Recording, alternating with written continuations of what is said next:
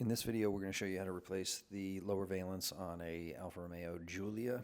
And you're going to start by opening the trunk and pulling back on the access panel there. Inside, you will find a screw. It's white right there. It's got a spring attached to it. You can go ahead and turn that and remove it. After that, you're going to pull the trim for the gasket away, and then from the right-hand side and from the base body of that taillight, you're going to pull it out. You're going to find a connector, and that connector's got a little tab that you're going to lift up and pull the taillight out.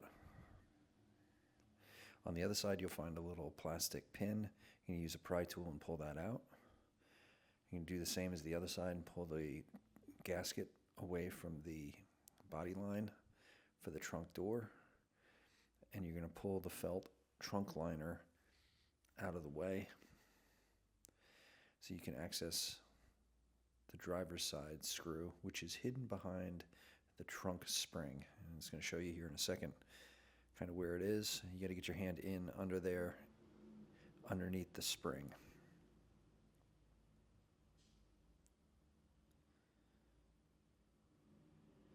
So you're going to unscrew that, and you're going to pull the taillight out in the same way as you did before. You might need a little plastic pry tool where my left hand is there to get it out, but this one slides right out. You're going to have the same connector as you did on the other side.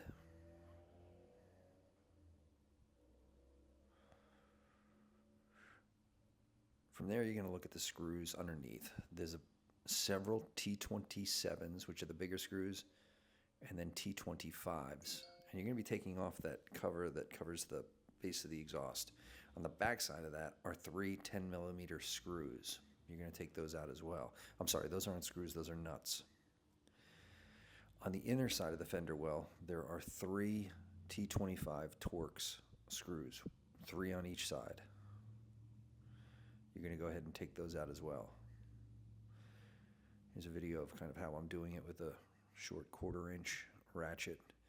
And I've already got the T27 big screws out from underneath the bottom of the bumper and the T25s. So I've taken all of those out already, and I'm working on the fender wells on both the left and the right-hand side.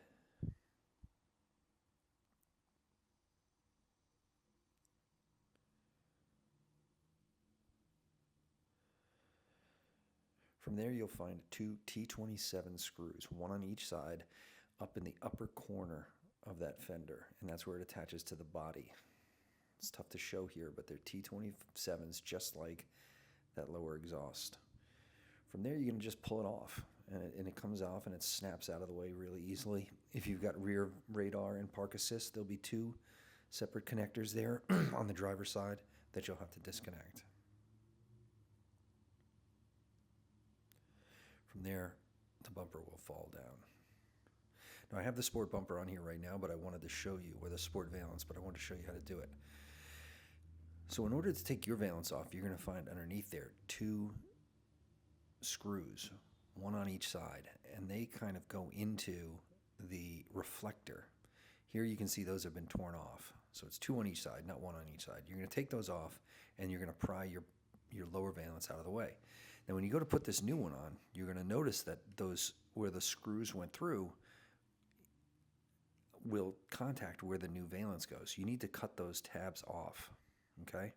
And then when you see the, where you saw the arrows back there before, you're going to have to trim some of those tabs that come on the new valence to get them to fit into the bumper itself. They're just a little bit too wide. So you can see I trimmed just a little bit of them off to get them to fit into the sockets. So that we're going to have to cut away as well. And you can see how I've trimmed the tabs that come up through the new valence into the bumper just a tiny bit to get them to slide in and lock into place. From there, you're just going to repeat the process. You're going to put the bumper back up, and you're going to reinstall that lower exhaust splash plate. Now, keep in mind that the tips that come with it are very self-explanatory. They're easy to install, whether they be the black or the chrome ones.